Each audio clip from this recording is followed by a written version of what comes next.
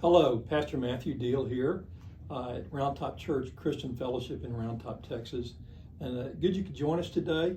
We're going to talk about the sermon, and we have a few questions from folks. I've been answering questions out in the sanctuary, and we're now, so Karina, you have a question or two. Being a young person, I always like being asked by younger people questions about the sermon or anything in life. I think it's incumbent upon us as pastors and parents and to be able to answer questions, and we need to study and prepare for that. And if we don't know, we don't know. And it's fair to say I'll look that up and get back with you. So Karina, good morning. Good morning. So I have a question about the sermon today. I was going to ask, with all the technology and information that we have in our world today, why do so many people just ignore the truth about Islam that we are now finding out with technology? Great question. I want to start with, number one, in our country, there's a reason that our Constitution has freedom of religion. The very first thing, in the Bill of Rights, we all learned in school. And in that same area of the Constitution, within a few words, is freedom of religion and freedom of speech and freedom of the press. And so as an American, obviously that protects us from encroachments against those freedoms. And so we can preach the Word of God freely, and that has not always been the case around the world. Now, there's certain things that we cannot say. We're not going to threaten the President of the United States. That's against the law. The Supreme Court has made cases like, you're disruptive if you yell fire in a crowded theater, things like that. So I want to start this response by saying that we as Americans, and you out there listening to this, you have the freedom of speech and of press and of religion. Don't let that go. The only people who can take that away from you is you, okay? Don't let anybody tell you that you have to submit yourself to any other authority, and it's just a fact in this country. We have the Constitution, which is God ordained in my opinion. We're set aside, like every country is, to be a witness for God, and we are taking the opportunity. So, let me say this. We love Muslim people. Islam is a religion. Muslims are people, okay? We love Muslims. We love Christians, Muslims, Hindus. We love all these people. So our words today are not in criticism of Muslim people. It is Islam, the religion. Unfortunately, people do things under the name of a religion, and that is a problem at times in our lives. So with all technologies we have, it's a two-edged sword. The Islamic world can get out their message, their leaders, and at the same time, here in the West, we have these freedoms. And America is not the only country with these freedoms of religion, press, and speech. It's not as open in every country as we are, but it's to a degree. And so we do have apologists now, especially with YouTube like this. Everybody with a low budget can get online in the World Wide Web and have a message. And there are apologists out there. Apologist is a person who gives a ready defense or a ready explanation for the gospel message. In our situation, I believe Islam is a problem not just to Christianity, but to Western civilization. And I don't say that in an offensive manner. I say that in a plea that people need to wake up. So we now have both going on. We have and more people. What those who study these kind of things now in the West here in America, there's as many people leaving Islam as coming into it. But understand the birth rate of Islam has a lot to do. The birth rate has a lot to do with their growth. Whereas you're born into a Muslim family, all the Islamic numbers go up. And that's been the same for Christianity throughout the years too. And so a lot of the growth we see is what we call biological, okay? But once people are educated and given a choice, and here because we have these freedoms, once young people especially become an adult and they find out who really the Prophet Muhammad was and what he did in his life, by reading not Western scholars' assessment, but the Quran itself and the Hadiths. And for those of you in our audience, what is the Quran? You might think it's parallel with the Bible. I understand that. And then I also have in the Islamic world the Hadiths. And these are, we might say, commentaries in our world, but no, they're also sacred books that are written by prominent men in the Islamic world over the centuries, and they explain the life of Muhammad and as he carried out the Quran. And that's where we get a lot of information about Muhammad, how he lived, how he treated people. In the Islamic world, Muslims believe that whatever Muhammad did, they can emulate, they can do. Okay, and so that's how that system is set up. The other thing I want to interject here is that from my studies indicate that the Quran is written in Arabic. Okay, and only what I've been able to determine, about 15% of the Muslim world, the Islamic world, can actually read Arabic. So they're dependent upon their leaders to tell them what it says. Okay. Now it's true in English, we have English translations of the Quran, and they're pretty accurate. I haven't read them all. I've started to go through them, and they're very informative.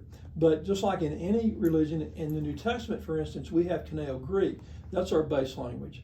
And so just look at it like this. If I were to tell you that I'm not going to teach you Greek, but I'm going to tell you what it says, and you couldn't read Greek, then you would be totally dependent upon me to tell you what it said.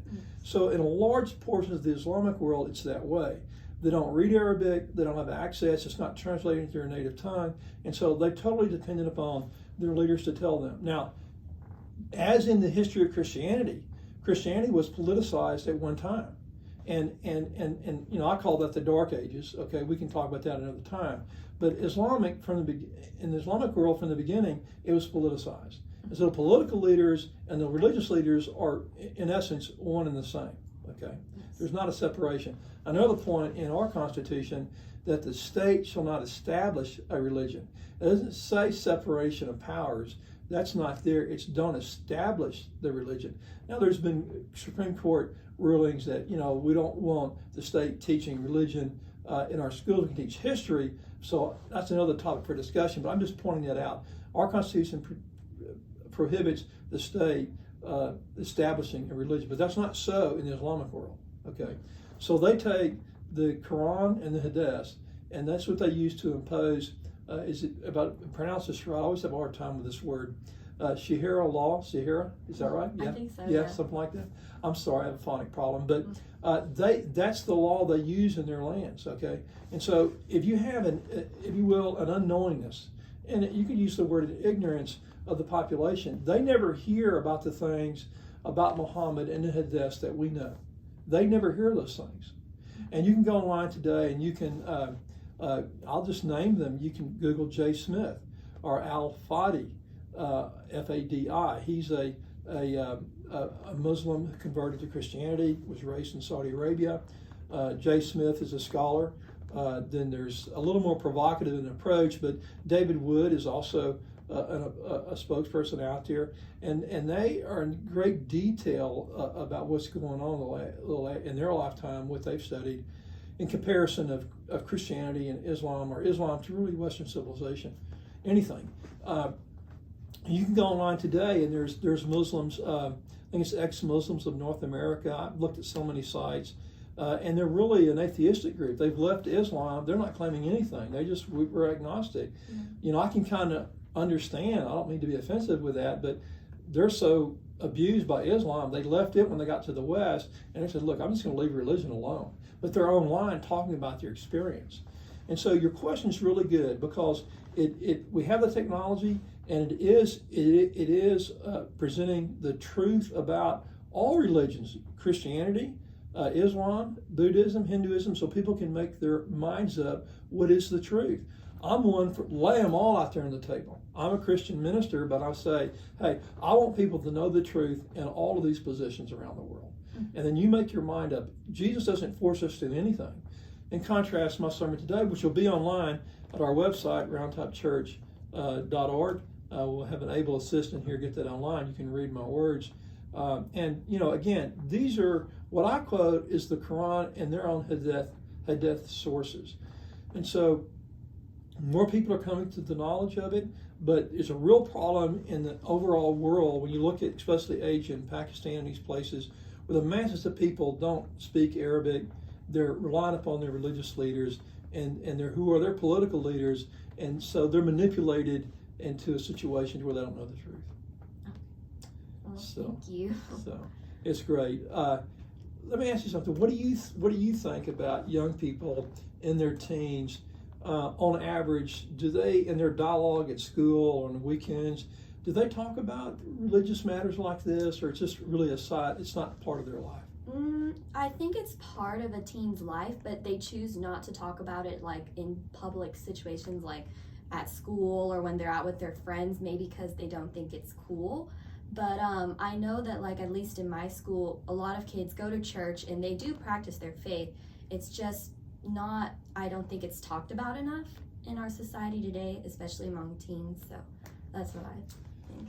Well, you know, one of my goals is to give, especially young people, everybody the information. If we share and be transparent with you, then you can be share and be transparent with other people in a very open way, not in a forced way. You know, the thing about Islam, and you know, that it was forced upon people. I said this today in today's sermon. In the first 100 or so years, Islam spread from where its origin is in the Middle East all the way to Spain and all the way inroading into India. And it was all military conquest. And so, in contrast to Christianity, we're here in Acts chapter 11, where the apostles go out and simply share the love of God and the message of the good news, and people make a choice.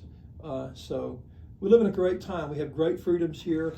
I encourage you to use your freedoms. Don't ever feel like somebody is, you know, pressing you down. You have the freedom to investigate, to ask the questions, and ask the tough questions. And we as leaders in the church, we need to be transparent. And if we don't know the answers, we don't know the answers. But I welcome you to come and ask. So again, thank you. Hope to see you. We have our services at 10 o'clock here in Round Top, Texas, Round Top Church Christian Fellowship. God bless each and every one of you.